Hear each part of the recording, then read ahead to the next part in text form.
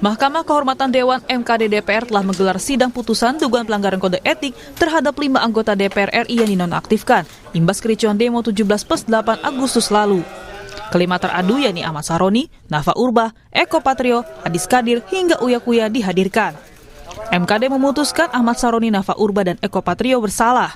Saroni dinonaktifkan sebagai anggota DPR selama 6 bulan untuk melanjutkan masa jabatannya di periode 2024-2029. Kemudian Nafa Urbah juga terbukti melanggar kode etik dan diberikan sanksi nonaktif selama 3 bulan. Sedangkan Eko Hendro Purnomo alias Eko Patrio dinonaktifkan dari posisi anggota DPR selama 4 bulan. Ketiganya juga dipastikan tidak mendapatkan hak keuangan berupa gaji maupun tunjangan anggota DPR selama masa penonaktifan. Sementara Surya Utama alias Uya Kuya dan Adis Kadir dinyatakan tidak melanggar kode etik dan kembali menjadi anggota DPR aktif untuk melanjutkan masa jabatannya di periode 2024-2029. Menyatakan teradu 3, Surya Utama tidak terbukti melanggar kode etik. Menyatakan teradu 3, Surya Utama diaktifkan sebagai anggota DPR RI terhitung sejak keputusan ini dibacakan. Dr. Ahmad Saroni SE MIKOM terbukti telah melanggar kode etik DPR RI.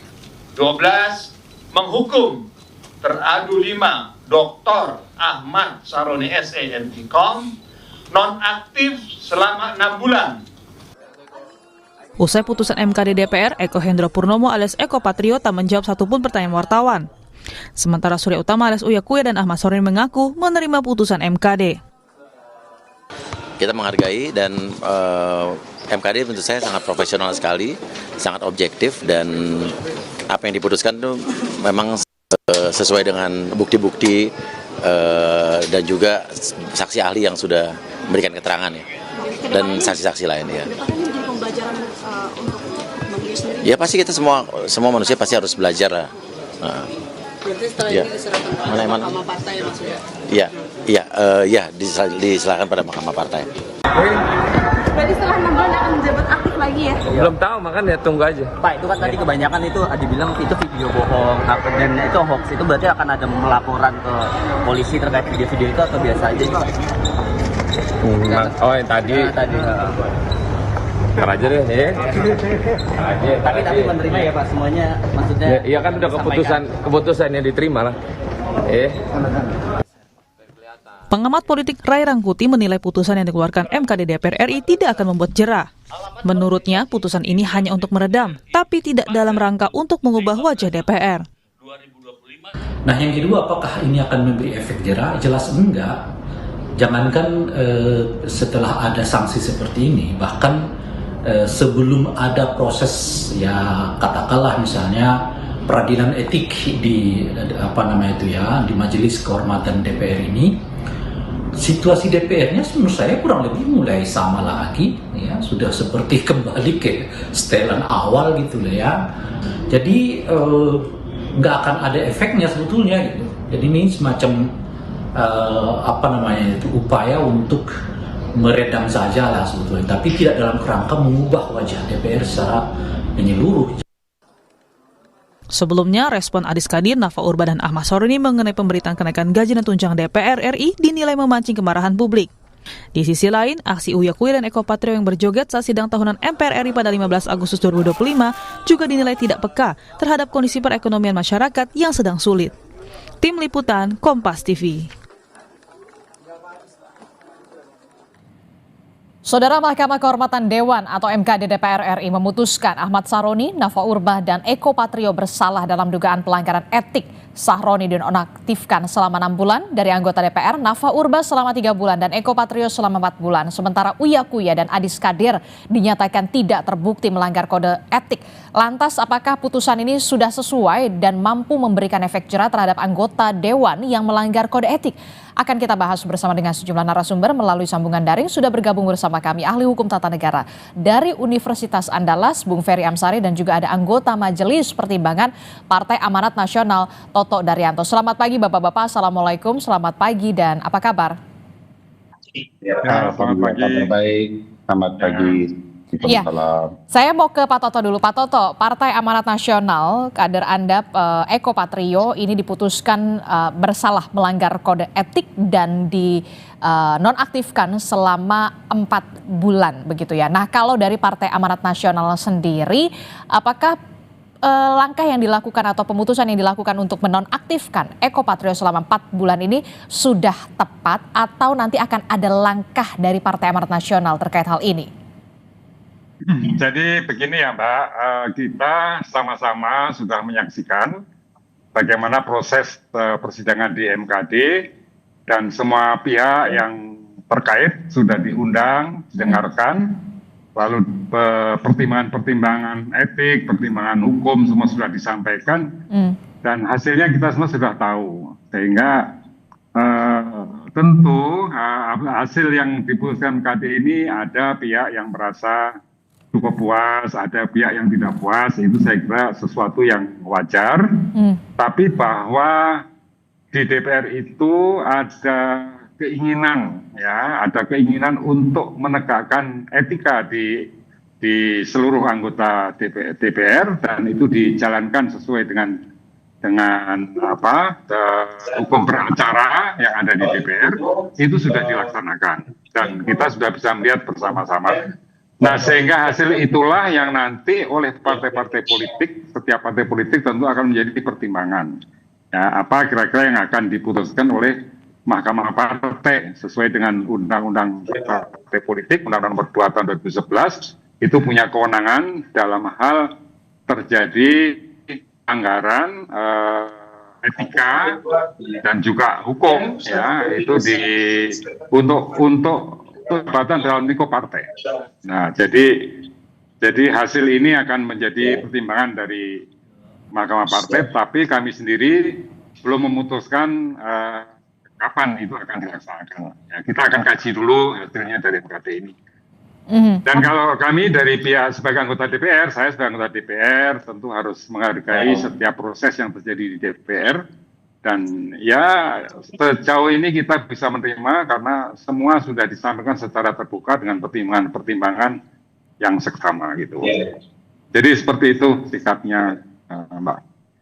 Oke, ini kan nonaktif selama 4 bulan begitu ya. Setelah 4 bulan itu artinya Partai Amanat Nasional juga belum lagi memutuskan apakah Eko Patrio bisa tetap untuk bisa diaktifkan lagi atau kemudian ada pertimbangan untuk PAW atau semacamnya atau seperti apa?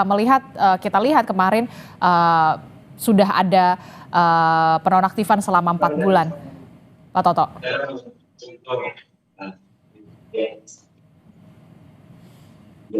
Baik, sepertinya kita mengalami komunikasi audio yang bermasalah dengan Pak Toto. Saya ke Bung Ferry. Bung Ferry, putusan MKD terhadap 5 anggota Dewan ini menurut Anda sudah tepat atau hanya meredam kemarahan masyarakat? Atau justru ini malah memantik lagi nih kemarahan masyarakat? Dinonaktifkan Nafa Urbah 3 bulan, Eko Patrio 4 bulan, Ahmad Syaroni 6 bulan. Untuk Uya Kuya dan Adis Kadir dinyatakan tidak bersalah, tidak melanggar kode etik.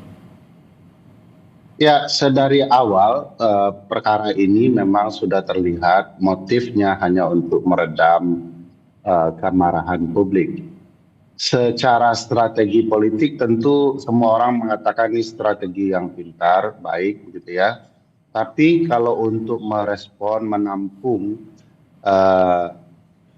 aspirasi publik, terutama untuk menghormati para pemilih, saya pikir ini langkah yang jauh sekali dari harapan. Ya. Pertama, kita bisa melihat strateginya adalah memberikan sanksi nonaktif sedari awal ketika publik marah di bulan Agustus. Nah, tentu saja dari terminologi soal nonaktif itu tidak pernah dikenal di Undang-Undang MD3. Jadi di titik awal saja DPR sudah melakukan pelanggaran terhadap undang-undang yang mereka buat sendiri hanya untuk kepentingan rekan-rekannya di parlemen. Kedua, kalau kita lihat dari 5 perkara ini, ada yang diberi sanksi, ada yang kemudian tidak diberi sanksi sama sekali. Padahal konteks substansi persoalannya sama. sikap anggota dewan yang tidak peduli dengan publik dan berlebihan. Nah, kenapa bisa sanksinya berbeda-beda gitu ya? Apalagi ada jenis perbuatan yang dianggap sama persis. Misalnya Eko Patrio dan Uya Kuya itu sama. Kenapa kemudian sanksinya berbeda? Apakah karena partainya berbeda sehingga MKD memutuskan berbeda? Di titik ini kita bisa melihat MKD hanyalah ruang untuk membenarkan tindakan pelanggaran etis yang dilakukan teman-temannya sendiri. Saya menyebutnya MKD itu melakukan pelanggaran etis dalam persoalan etik. Nah, di titik ini ya sebenarnya saya meyakini bahwa publik tentu saja akan melihat seluruh upaya politik di parlemen bukanlah upaya untuk menyenangkan hati publik. Seluruh proses etik di DPR hanyalah untuk menyelamatkan rekan-rekan mereka sendiri. Nah, di sini saya tentu merasa publik akan jauh lebih marah dan meresponnya juga akan berbeda. Tentu merespon di bulan Agustus dan sekarang juga berbeda. Saya percaya bahwa proses respon publik dengan menjarah rumah dari beberapa anggota adalah respon kapitalisasi dari orang-orang dari publik. Marah publik itu mungkin saja publik itu menurut saya diredam dalam sikap di batin mereka dan mungkin demonstrasi di lapangan yang tentu saja bentuknya bukan penjarahan. Nah, di sini bagi saya ini adalah tambahan dari kepercayaan publik terhadap parlemen, bahwa parlemen tidak lagi bekerja untuk kepentingan publik. Bahkan MKD sendiri di titik tertentu ketika memberikan sanksi nonaktif, itu konsep nonaktif itu tidak dikenal kenapa bisa berjalan. Oleh karena itu dari awal sekali ketika Uya Kuya dan lain-lain dinonaktifkan, saya tidak percaya bahwa itu adalah format yang tidak ada di Undang-Undang MD3. Dan sekarang disanksi lagi sesuatu yang juga tidak ada di Undang-Undang MD3. Nah, dramanya sudah diketahui dari awal. Saya tertarik, tidak ada di Undang-Undang MD3. Jadi sebenarnya untuk keputusan nonaktif ini tidak sesuai dengan aturan yang sebenarnya atau seperti apa? Kalau merujuk di aturan MD3 itu seperti apa sebenarnya? Supaya kita juga punya pemahaman yang jelas di sini, Bung Ferry.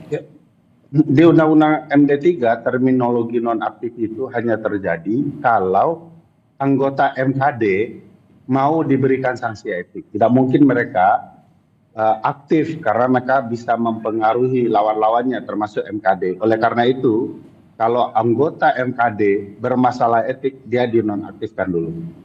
Nah, untuk anggota DPR tidak ada terminologi itu. Dia dinyatakan bersalah, tidak bersalah, ya, diberhentikan atau tidak diberhentikan. Nah, di titik ini menurut saya ya ini cuman rekayasa ya, memberikan terminologi baru hanya untuk pembenaran dari perbuatan yang salah. Dan MKD tentu saja dalam titik ini melanggar Undang-Undang MD3, sesuatu yang mereka buat sendiri ya, sesuatu yang harusnya tegas di dalam aturan itu apa saja yang bisa dilakukan MKD sebagai petunjuk ya dalam melaksanakan tugas-tugas MKD. Nah, ini tidak dilakukan oleh MKD. Seharusnya memang putusannya itu seperti apa kalau merujuk kepada Undang-Undang MD3? Ya, kalau mau diberhentikan, dinyatakan bersalah atau tidak bersalah, diberhentikan atau tidak diberhentikan. Gitu. Jadi tidak ada istilah nonaktif dalam sanksi MKD itu. Jadi kalau mau ya diberhentikan atau tidak diberhentikan, tidak ada terminologi nonaktif. Kemudian setelah itu diaktifkan lagi, gitu bisa aktif kembali. Itu kan terlihat betul dramanya ya, walaupun dalam beberapa bulan itu mereka tidak menerima gaji, ya tidak persoalan juga bagi teman-teman DPR. Jadi ya ini di kesan saya ya, ini sebuah upaya terencana untuk membenarkan perbuatan yang salah. Saya ke Pak Toto. Pak Toto, bagaimana respon Anda mendengar penjelasan dari Bung Ferry Amsari? Ini hanya untuk meredam saja sebenarnya begitu ya. Dan ini juga paling tidak jadi presiden buruk juga untuk Partai Amanat Nasional begitu. Ada kadernya Eko Patrio dan Uya Kuya begitu. Bagaimana partai melihat ini semua, Pak Toto? Jadi mungkin ini ya Mbak, tadi Bung Ferry sudah menjelaskan yang mengenai sanksi yang diberikan oleh MKD. Yang tadi disebut tidak dikenal, tapi sejauh yang saya ketahui sebagai anggota DPR, kita sudah pernah melihat berbagai sanksi yang dilakukan MKD itu memang macam-macam. Jadi tidak hanya diberhentikan atau tidak diberhentikan, tidak seperti itu. Ada yang sanksinya itu tidak boleh menduduki yang ringan-ringan, ya, tidak boleh menduduki jabatan di alat kelengkapan, ya, atau harus dipindah dari alat kelengkapan yang bersangkutan dan lain-lain. Jadi jenis sanksinya itu sejauh ini berbeda-beda, tidak macam-macam. Ya, sanksinya itu tergantung dari seberapa Saya boleh besar, bertanya, Pak seberapa Toto? ringan. Ya, iya Mas. Gimana Bung Ferry? Ya. Kalau saya boleh bertanya ke Pak Toto, terminologi nonaktif itu pasal berapa di Undang-Undang MD3, Pak? Nah, mungkin begini Mas Ferry, itu perlu dipelajari dari tata beracara di MKD ya, karena sejauh yang saya ketahui dari berbagai keputusan MKD itu ada macam-macam jenis sanksi yang disampaikan, termasuk yang tadi sudah saya sampaikan tadi. Jadi ada istilah nonaktif, ada pemecatan, ada macam-macam, ada tingkatannya. Nah, mungkin sekarang ini bukan forum untuk kita berdebat soal isi keputusan MKD itu benar atau salah ya. Nanti mungkin kita bisa membahas khusus bagaimana tata beracara di MKD dan kemudian juga di Undang-Undang MD3 ya, apakah sanksi-sanksi itu cukup punya landasan hukum yang kuat atau tidak. Tapi intinya begini Mbak ya. Jadi setiap peristiwa itu kan selalu bisa dilihat dari sisi masing-masing ya. Kalau kami lihat sekarang itu di tengah masyarakat, juga di kalangan anggota dewan teman-teman saya, itu sudah terjadi perubahan perilaku menurut saya biasa. Sekarang di jalan-jalan kita sudah tidak pernah melihat ada pengawalan model forader yang dengan bunyi-bunyi mengganggu masyarakat, itu sudah tidak ada. Kemudian juga ya, itu kan karena memang sudah aturannya sudah ada, tidak diperbolehkan lagi, Pak. Iya, tapi artinya anggota dewan sendiri juga saya lihat banyak perubahan sikapnya sekarang ini ya. Nah, saya membayangkan kalau itu peristiwa seperti Mas Eko dan lain-lain itu terjadi untuk diri saya misalnya ya, itu betapa sanksi moral yang diterima itu sebenarnya sudah sangat berat ya.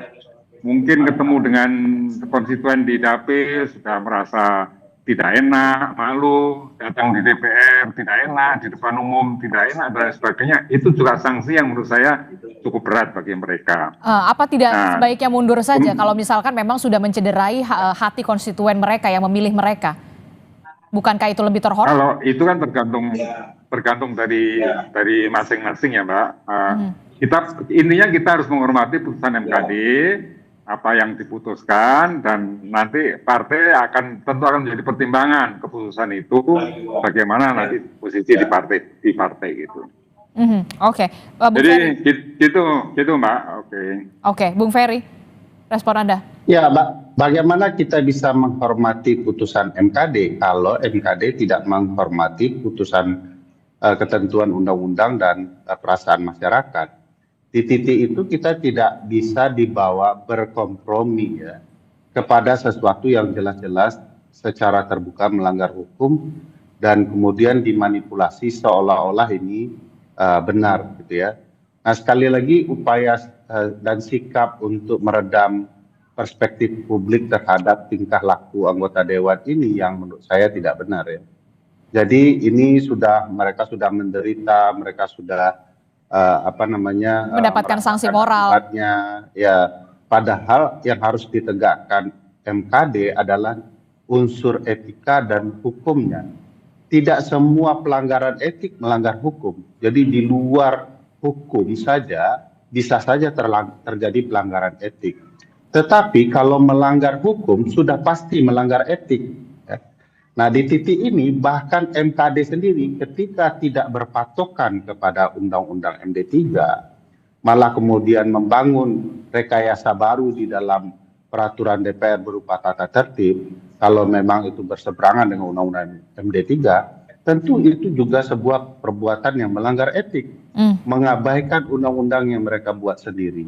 Nah, bagi saya sekali lagi sedari awal ketika kerusuhan terjadi, lalu timbul keputusan partai untuk menonaktifkan anggota partainya, di sana saja sudah tidak dikenal terminologi nonaktif. Sehingga semua orang ketika itu menduga bahwa upaya menonaktifkan itu semata-mata untuk meredam kemarahan publik, meredam aksi massa, dan melihat DPR agak lebih netral. Tetapi semua juga tahu karena tidak ada terminologinya, jangan-jangan ini hanya upaya untuk sementara saja. Nah, upaya itu dilanjutkan sekarang, ada yang diberikan sanksi yang kemudian sifatnya hanya beberapa bulan. Kemudian mereka bisa diaktifkan kembali. Sekali lagi, mungkin ini adalah putusan yang juga mencoba melihat perkembangan situasi, apakah publik marah dengan putusan-putusan seperti ini atau tidak. Dan bagi saya itu tidak elok bagi MKD dan DPR. MKD itu kan pura-pura jadi hakim tuh pakai baju toga. Konsep toga itu saja sudah salah secara etika dan moral ya. Mereka bukan lembaga peradilan tapi penegak etik. Di titik ini sebenarnya tidak terasa semangat MKD untuk betul-betul menegakkan etik dan moralitas anggota dewan, termasuk menegakkan hukum. Jadi bagi saya sekali lagi ini hanya coba melihat situasi, melihat perkembangan. Nanti kalau masyarakat sudah lupa, sibuk bekerja, sehari-hari berkegiatan, ya mereka lanjut lagi gitu ya. Oke, tapi memungkinkan tidak sebenarnya kalau di aturan ini, kalau untuk kasus semacam ini kan kita lihat baru terblow up begitu ya di masa kemarin, di Agustus kemarin. Tapi bisa tidak sih sebenarnya sanksinya mungkin dari partai di PAW-kan pergantian antar waktu atau seperti apa gitu ya? Atau juga kader-kader partai juga dari PAN juga masih banyak juga yang bisa lebih kompeten dari itu. Ya, saya pikir kalau partai bijaksana ya dengan memperhatikan perasaan publik, partai tentu akan mendulang respon baik dari publik kalau kemudian melakukan PAW terhadap figur-figur yang dinyatakan bermasalah. Sekaligus jadi pembelajaran nih bagi teman-teman partai politik bahwa menyinggung perasaan publik itu adalah pelanggaran etik tertinggi karena mereka lah pemilih dari anggota dewan. Sehingga ke depannya seluruh anggota dewan akan berhati-hati bersikap ketika melakukan sesuatu. Nah, coba bayangkan kalau ternyata seluruh anggota dewan, apapun pelanggaran etik yang mereka lakukan di hadapan publik, itu mendapat respon pembelaan berupa putusan-putusan seperti ini. Dan itu juga merugikan partai, karena partai akhirnya akan dilihat memanfaatkan mereka untuk mendulang suara publik. Begitu suara publik dapat, publik tidak didengarkan lagi suaranya.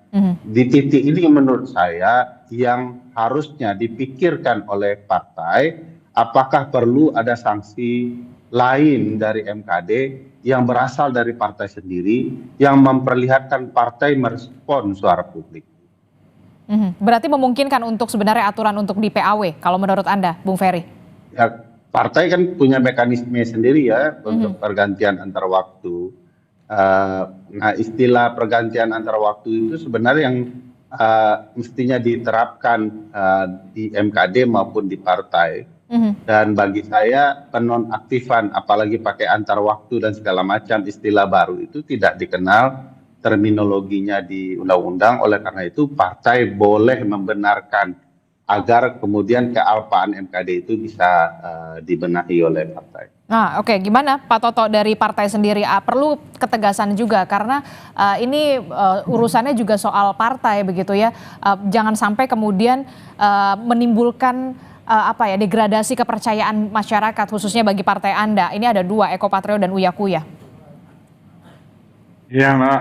Jadi semua masukan masyarakat seperti yang disampaikan oleh Bung Ferry Amsari itu tentu juga akan didengar oleh partai politik dan terutama oleh Mahkamah Partai.